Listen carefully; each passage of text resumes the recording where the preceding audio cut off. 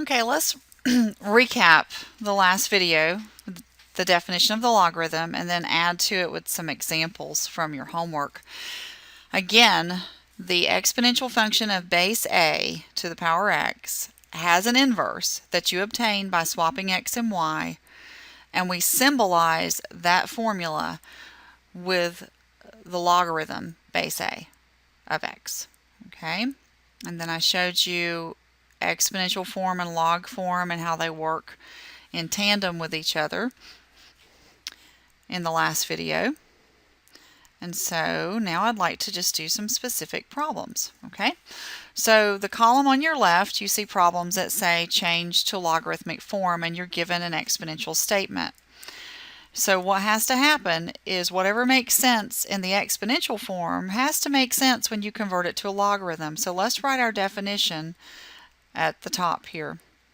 Y equals log base a of x means a to the power y is x, and x is positive. Okay. A reason for that, again, when you raise a base to a power, you get a positive value. Okay, so if I have 5 cubed equals 125, then I'm on this side of things. And my exponent is 5, my exponent is 3, my base is 5, my result is 125. So again, the logarithm is the power to which you raise the base to produce the result x. So I would say the power 3 is log base 5 of 125. Okay, and that's what goes here.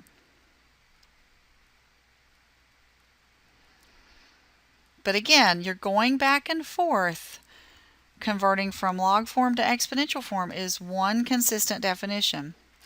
All right, so if 5 to the negative 3 is 1/125th, then the power negative 3 would be log base 5 of the value 1/125th, because 5 to this power needs to give you this result. All right, continuing in the same manner, t to the power r equals s would rewrite as the power r equals log base t of s. Okay, base 3 to the power x equals t minus 5 would rewrite as the power x is log base 3 of 5 minus t. I think I may have said t minus 5 earlier, and I meant 5 minus t. Here, base 5 to the 7t power is the fraction a plus b over a. So the power 7t is log base 5 of the fraction a plus b over a. 0.7 to the power t, so 0.7 is your base, t is the exponent, equals 7.3, rewrites as the power equals log base 0.7 of 7.3.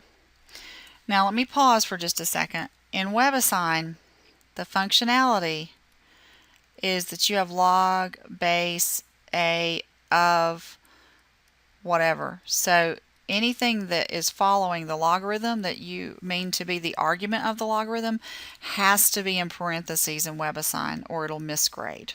Okay, so notice I was careful to do that throughout.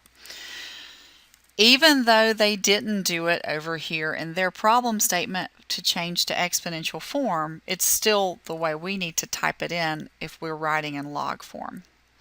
Okay, now let's go the other way. If I rewrite from log form to exponential form and I see log base 3 of 81 equals 4, then I would say 3 raised to the power 4 produces 81. And you need to ask yourself when you write that down, is that true? And see, the nice thing is you can check that in a calculator, so you'll know whether or not you did it right. All right, log base 4 of 1 divided by 256 equals negative 4 means base 4 raised to the negative 4 exponent is the value 1/256. Okay. Log base v of w equals q means v to the power q is the argument w.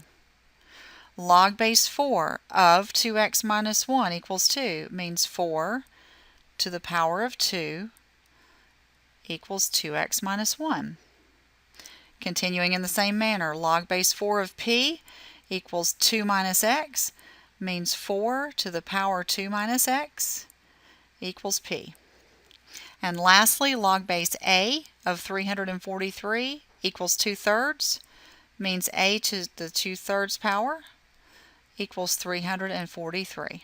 Okay, so that's a very nice flow if you can get used to it. And you can see, okay, here's a little window glimpse into the future.